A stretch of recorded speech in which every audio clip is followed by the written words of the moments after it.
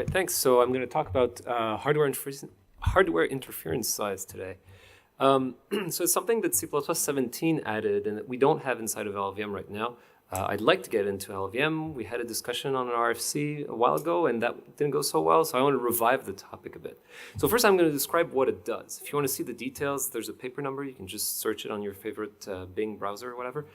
So the idea is that it adds two things to C++. It adds hardware destructive interference size and constructive interference size, and both of those are implementation-defined values.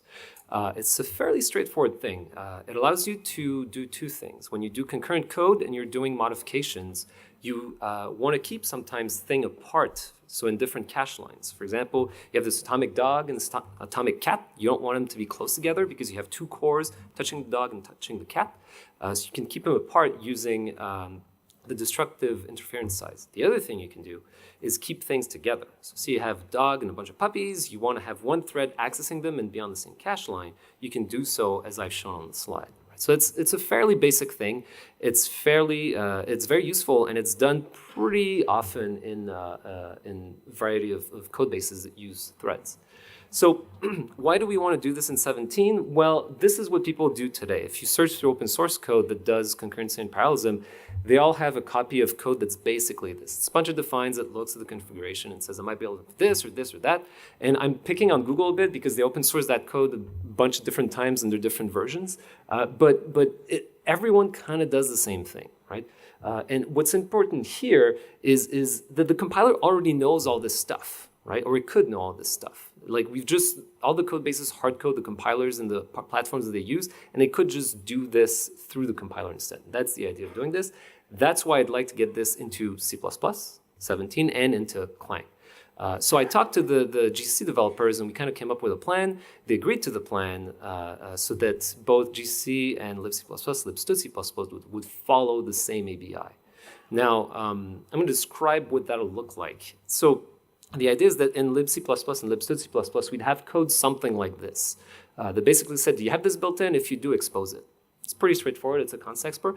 And the thing to notice is that it needs to be const expr in the previous examples I showed you, right? I'm not trying to dynamically lay out data structures. I'm trying to have a static layout for my data structures, right? So it really has to be a const expr.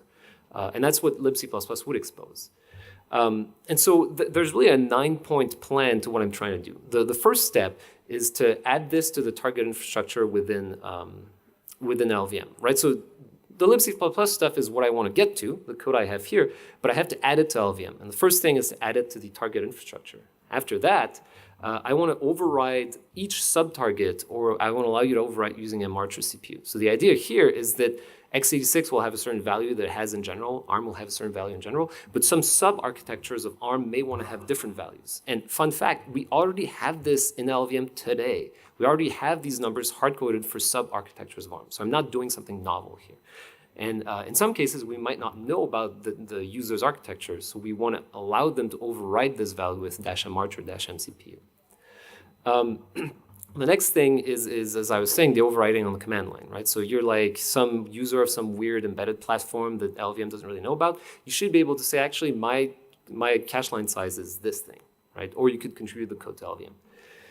Fourth point is if the target has set this value, right? So within LLVM will look and say, hey, did you expose this? Then the built-in will exist. So if you look at the libc++ code, I'm not going to suddenly break all non-x86 and ARM architectures when I add this to LLVM, right?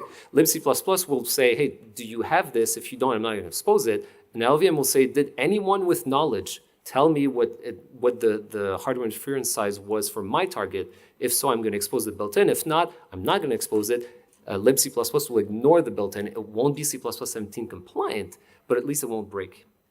Next step is to generate the ARM and values, then the x86 values.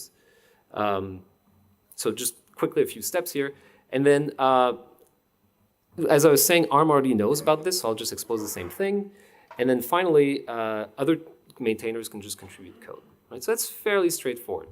The feedback I got was, well, that breaks my ABI. It kind of does, but it only does if you do one of three things. You generate code for multiple targets, you generate code for a heterogeneous system, or if you use different compilers and you link the results together. that'll break you and your ABI, right? And that becomes Clang's problem? Not really, because it's only a problem when you use it in your API. So I have a paper that describes why that's the case. So the status quo has exactly the same issues, right? The defines I showed you from Google earlier, exactly the same problems. I'm not adding a new problem to LLVM. I'm just trying to expose what C++ 17 has. And that's it. Thank you.